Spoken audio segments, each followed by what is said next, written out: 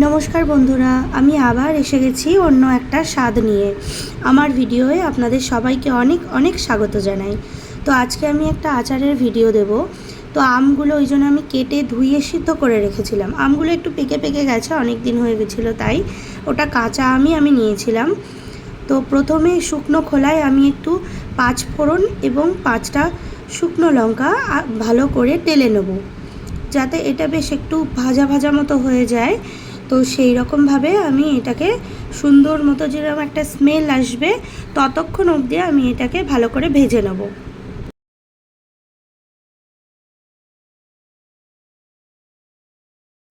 মশলাটা ভাজা হয়ে গেছে, আমি তুলে নিয়েছি প্লেটে। এবার আমি হামানদিস্তায় গুঁড়ো করব, মানে আমি এটা মিক্সিতে ব্লেন্ড করব না। কেউ যদি মিক্সিতে ব্লেন্ড করতে চান তাহলে একটু আধ ভাঙা মতো করে রাখবেন, তাহলে ওটা ভালো দেখতেও লাগবে, খেতেও খুব ভালো লাগে। মুখে একটু একটু পড়লে মৌরি আর একটু লঙ্কা, তো সেটা ভালো লাগে খেতে, মুখের টেস্ট বাড়ায়। তো আমি শুধু ওই জন্য এই হামানদিস্তায় ভালো করে এটাকে গুঁড়িয়ে নেব। অবশ্যই মশলাটা ঠান্ডা করে গুঁড়াতে হবে। আমি ঠিক এইভাবে এটাকে গুঁড়িয়ে নিয়েছি হামানদিস্তায়। এবার আমি কড়াইয়ে একটু তেল দিয়ে দেবো, অল্প করেই তেল দেবো, এটায় বেশি তেল দেবো না।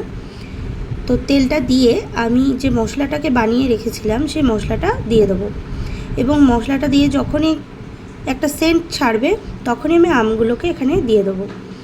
তো আমগুলোর সাথে ভালো করে মিশিয়ে আমি এটাকে আস্তে আস্তে খুবই লো হিটে রান্না করব। এটা কিন্তু হাই হিট করা যাবে না, তাহলে কিন্তু পুড়ে যাবে মশলাটা, যেহেতু গুঁড়ো মশলা খুব তাড়াতাড়ি পুড়ে যাবে। তো এখানে স্বাদ মতো আমি লবণ দিয়ে দিয়েছি এবং এটাকেও ভালো করে আমি মিশিয়ে নেব।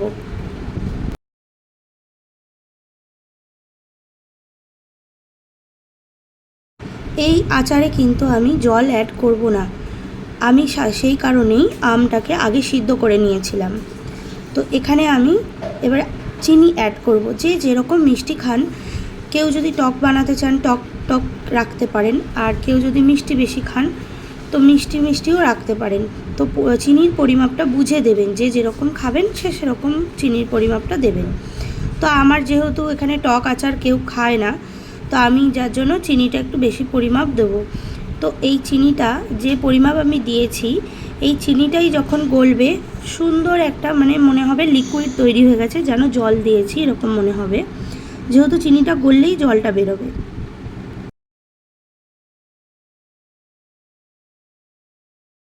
দেখুন বন্ধুরা কত জল বেরিয়ে গেছে।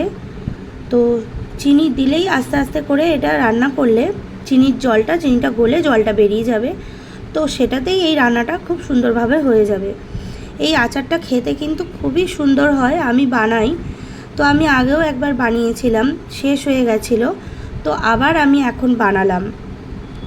আপনারা যদি এই রেসিপিটা ফলো করে একবার বানান তো আপনারাও খেয়ে বুঝতে পারবেন, সত্যি খুব অসাধারণ হয়। তো আমি একটু ঝোল ঝোল বেশি রেখেছি, কারণ আমার বাচ্চারা খায়। তো যে যেরকম খান সে সেরকমভাবে রাখতে পারেন। আমি আমার ঠিক এরকম আমি রেখেছি আচারটা।